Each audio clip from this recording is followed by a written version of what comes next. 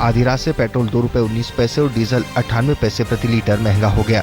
इस इजाफे के बाद दिल्ली में अब 1 लीटर पेट्रोल के दाम 61 रुपए 87 पैसे हो गए, जबकि पहले 59 रुपए 68 पैसे थे। इसी तरफ डीजल का भाव 48 रुपए 33 पैसे के बजाय 49 रुपए 31 पैसे प्रति लीटर हो गया है। एक महीने से भी कम समय में पेट्रोल और डीजल में दूसरी बार ये बड़ा इजाफा है। 17 मार्च को पेट्रोल की कीमत में 3 रुपए 7 पैसे और डीजल में 1 रुपए 90 पैसे का इजाफा हुआ था। भारतीय रिजर्व बैंक आज चालू वित्त वर्ष की पहली द्विमासिक मौद्रिक नीति की समीक्षा करेगा। उम्मीद जताई जा रही है कि औद्योगिक विकास और अर्थव्यवस्था को गति देने के लिए ब्याज दर में 0.25 से 0.50% की कमी का ऐलान हो सकता है।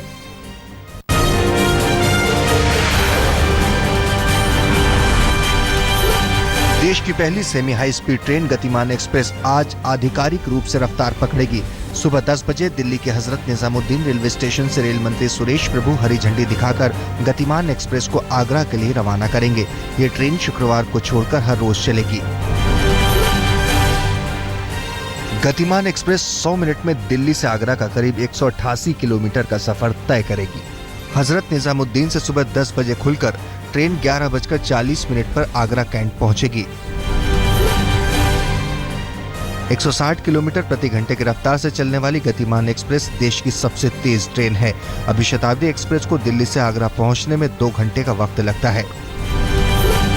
ये मैं समझता हूँ हमारी एक जो ओवरऑल स्ट्रैटेजी है कि जिसमें हम हमारी ट्रेन की स्पीड बढ़ाना चाह रहे हैं। हमने कुछ देशों के साथ में सहयोग किया, जैसे फ्रांस के लोग हैं वो भी कुछ सेक्टर पे काम कर रहे हैं, जर्मनी के लोग दूसरे सेक्टर पे काम कर रहे हैं। हर जगह पर अलग अलग तरीके के देशों के लोगों को लाकर हम स्पीड बढ़ाने की कोशिश करेंगे।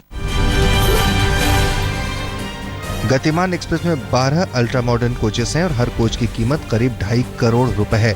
हर कोच में automatic fire alarm, emergency braking system, passenger information system और स्लाइडिंग डोर्स लगे हैं। दिल्ली से आगरा जाने वाली देश की पहली सेमी हाई स्पीड ट्रेन गतिमान एक्सप्रेस में कई सुविधाएं विमानों की तर्ज पर होंगी। मुसाफिरों को उनकी सीटों तक पहुंचाने के लिए ट्रेन होस्टेस होंगी, तो मुसाफिरों को गुलाब के फूल भी दिए जाएंगे। उन्हें फिल्मों, समाचार और कार्टून जैसी मल्टीमीडिया सामग्री की भी निःशुल्क सेवा मिलेगी। गतिमान एक्सप्रेस के डिब्बों में हॉटस्पॉट उपकरण लगाए गए हैं, जिससे यात्री अपने स्मार्टफोन, टैबलेट या लैपटॉप पर सीधे इन सुविधाओं का निःशुल्क लाभ उठा सकते हैं। ऐप डाउनलोड कर यात्री इन सुविधाओं का मुफ्त लाभ ले सकते हैं।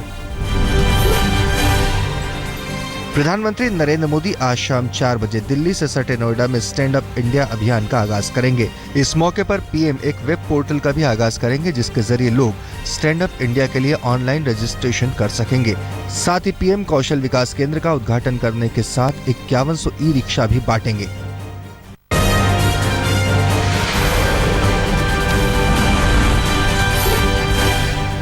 असम में पहले दौर का मतदान खत्म होने के तुरंत बाद गोलपाड़ा में हुए ब्लास्ट में 2 लोगों की मौत हो गई।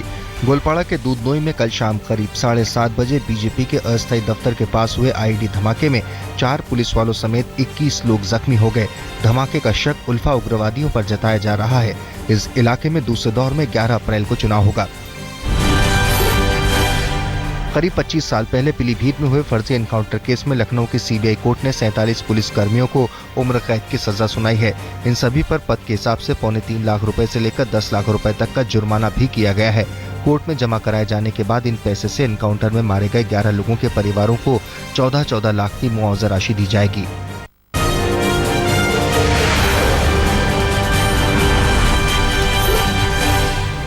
दिल्ली के 30,000 इलाके में कल शाम बाइक सवार बदमाशों ने कई राउंड गोलियां चलाते हुए लूट की सनसनीखेज वारदात को अंजाम दिया।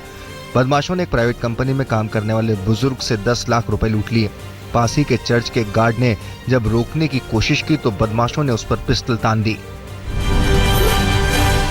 पिछले वित्तीय वर्ष में एमसीडी ने संपत्ति कर वसूली का रिकॉर्ड बना डाला। दिल्ली की तीनों निगमों ने पिछले साल से ज्यादा संपत्ति कर वसूला। आंकड़ों के मुताबिक ईस्ट एमसीडी ने 2015-16 में 165 करोड़ रुपए संपत्ति कर वसूला। पिछले साल की तुलना में ये 32 करोड़ रुपए ज्यादा है। इसी तरह नॉर्थ एमसीडी ने पिछले साल की तुलना में 36 करोड़ और साउथ एमसीडी ने 104 करोड़ ज्यादा संपत्ति कर वसूला। दिल्ली पुलिस के डॉग स्क्वाड में 30 नए खोजी कुत्तों को शामिल किया गया। 30 में से 20 खोजी कुत्ते विस्फोटक और दूसरी चीजें सूंघने के माहिर हैं। जबकि 10 को खासतौर पर ट्रैकिंग की ट्रेनिंग दी गई है। इसके साथ ही दिल्ली पुलिस में खोजी कुत्तों की संख्या 60 हो गई है, जिनमें से 45 स्नीफर डॉग्स हैं।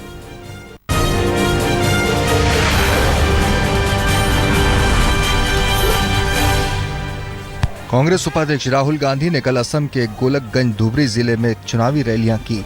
चुनाव के आखिरी दौर में जोर लगाते हुए राहुल ने कहा कि असम के करीब 10 लाख युवाओं को रोजगार दिलाने के लिए कांग्रेस मेक इन असम कार्यक्रम शुरू करेगी। राहुल ने कहा कि PM Modi make in India बोलते हैं, लेकिन हमारे लिए असम और यहाँ के युवाओं का विकास सर्वोच्च प्राथमिकता है। तोड़ने वाली विचारधारा जो एक हिंदुस्तानी को दूसरे हिंदुस्तानी से लड़ाती है, जो गुस्सा फैलाती है, जो क्रोध फैलाती है, जो दीवारें बनाती है, उस विचारधारा का नाम नरेंद्र मोदी जी, आरएसएस और बीजेपी। बीजेपी नेता शाहनवाज हुसैन ने असम के नौगांव में चुनावी रैली को संबोधित किया। रैली के बाद मीडिया से बात करते हुए शाहनवाज ने कहा कि इस बार बीजेपी को पूरा असम मिलने वाला है। आसनसोल के काली पहाड़ी इलाके में कथित तौर पर तृणमूल कांग्रेस का झंडा फाड़ने की घटना से तनाव पैदा हो गया है।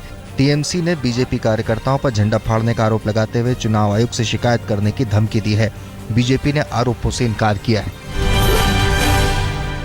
पश्चिम बंगाल के बर्धमान उत्तर विधानसभा क्षेत्र में कल टीएमसी और सीपीएम समर्थकों में झड़प हो गई। सीपीएम कार्यकर्ताओं ने टीएमसी कार्यकर्ताओं पर हमला करने का आरोप लगाया। झड़प में सीपीएम के 7 कार्यकर्ता जख्मी हो गए। पार्टी ने टीएमसी समर्थकों के खिलाफ थाने में लिखित शिकायत दर्ज कराई है। हैदराबाद सेंट्रल यूनिवर्सिटी के इस्तीफे की मांग को लेकर कल सीपीआई कार्यकर्ताओं ने मार्च निकाला। कार्यकर्ता राजभवन की तरफ मार्च करते जा रहे थे, लेकिन रास्ते में पुलिस ने 21 कार्यकर्ताओं को हिरासत में ले लिया। पुलिस के मुताबिक मार्च का आयोजन बगैर मंजूरी के किया गया था। गौरतलब है कि दलित छात्र रोहित वेमुला की खुदकुशी के बाद हैदराबाद सेंट्रल यूनिवर्सिटी के अंदर और बाहर इस तरह के लगातार प्रदर्शन हो रहे हैं।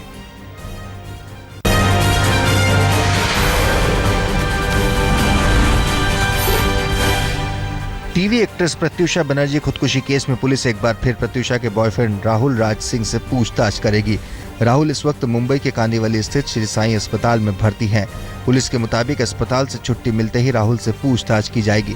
सीने में दर्द और लो ब्लड प्रेशर की शिकायत के बाद राहुल को अस्पताल में भर्ती कराया गया था।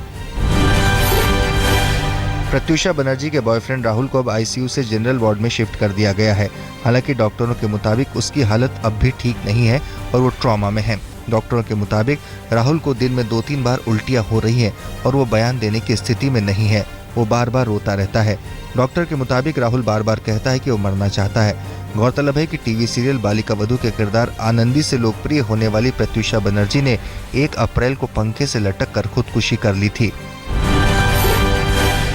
प्रत्यूषा बनर्जी और राहुल राज सिंह को करीब से जानने वाले डायरेक्टर रंजन सिंह ने पैसे को लेकर प्रत्यूषा और राहुल के बीच झगड़े की खबरों को गलत बताया है। रंजन ने कहा कि राहुल अमीर परिवार से है, इसीलिए पैसे का कोई मामला नहीं होना चाहिए। टीवी सीरियल माता की चौकी में राहुल को डायरेक्ट करने वाले रंजन ने यह भी कहा कि राहुल को लुका छिपी नहीं खेलना चाहिए और सब कुछ साफ साफ बताना चाहिए।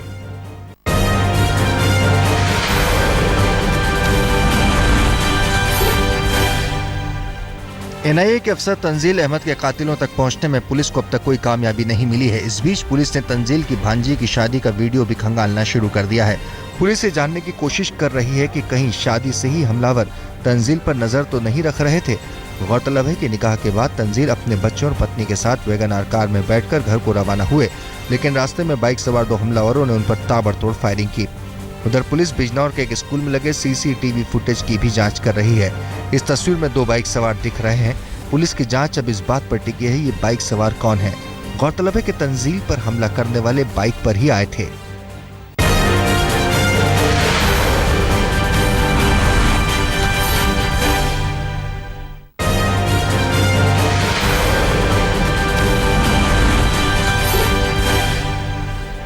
अमेरिका का 7वां नौसैनिक बेड़ा यूएसए ब्लू रिज कल मुंबई पहुंच गया। ब्लू रिज समंदर में तैनात करने लायक अमेरिकी नौसेना का सबसे पुराना युद्धपोत है। फिलहाल जापान के योकोसुका में तैनात है। यह युद्धपोत करीब 40 साल से सक्रिय है और उम्मीद जताई जाती है कि अगले 20 सालों तक ये काम करता रहेगा। महाराष्ट्र के कोल्हापुर में श्री महालक्ष्मी अंबाबाई मंदिर में कल उस वक्त अफरा तफरी की स्थिति पैदा हो गई जब अवनी संस्था की 50 से ज्यादा महिलाओं ने गर्भगृह में दाखिल होने की कोशिश की। इस दौरान दूसरी महिलाओं ने उनका विरोध किया। बताया जाता है कि इस दौरान दोनों गुटों में हाथापाई भी हुई। बाद में पुलिस ने हस्तक्षेप करते हुए महिलाओं को मंदिर से बाहर कर दिया। हर भक्त की झोली भरने वाले शिरडी के साईं के दरबार में कल एक भक्त ने करीब 7 लाख रुपए का सोने का हार चढ़ाया। पुणे के श्रद्धालु ने साईं को 265 ग्राम सोने का हार अर्पित किया। गौरतलब है कि हर रोज करीब 20,000 भक्त साईं के दर्शन करते हैं और रोजाना लाखों का चढ़ावा चढ़ाते हैं। भारतीय क्रिकेट टीम के हरफनमौला रविंद्र जडेजा को शादी से पहले होने वाले ससुर ने करीब 1 करोड़ की कार गिफ्ट की है। राजकोट में रहने वाले जडेजा के ससुर हरदेव सिंह जडेजा ने 97 लाख की ऑडी 7 TDI लग्जरी कार भेंट की है। जडेजा अपनी मंगेतर रिवावा के साथ कार की डिलीवरी लेने पहुंचे थे। गिफ्ट से गदगद जडेजा ने इस मौके पर कहा कि ऐसा ससुर सबको मिले।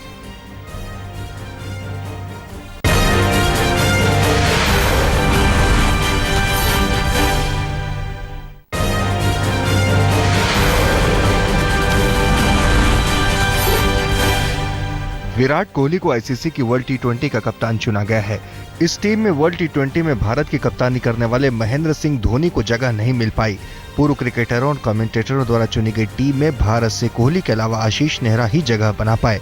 टीम का चुनाव हाल ही में संपन्न वर्ल्ड टी20 के फॉर्म के आधार पर किया गया। आईसीसी टी20 रैंकिंग में विराट कोहली और टीम इंडिया नंबर 1 पर कायम है। कोलकाता में वर्ल्ड टी20 खिताब जीतने वाली टीम इंडिया से 1 अंक पिछड़कर वेस्ट इंडीज दूसरे पायदान पर पहुंच गई है। न्यूजीलैंड तीसरे और इंग्लैंड की टीम चौथे पायदान पर है। आईसीसी टी20 रैंकिंग में गेंदबाजों में जसप्रीत बुमराह और आशीष नेहरा ने अपने करियर की उच्चतम रैंकिंग हासिल की है। बुमराह 7वें से चढ़कर 6ठे पायदान पर आ गए हैं, जबकि नेहरा 5 पायदानों की छलांग लगाते हुए 11वें नंबर पर आ गए हैं। वेस्टइंडीज के स्पिनर सैमुअल बद्री टॉप पर हैं, जबकि दक्षिण अफ्रीका के इमरान ताहिर दूसरे और अश्विन तीसरे पायदान पर हैं। पूर्व तेज गेंदबाज वकार यूनिस ने पाकिस्तान क्रिकेट टीम के कोच पद से इस्तीफा दे दिया है। कोच के रूप में वकार का कार्यकाल 3 महीने बचा हुआ है।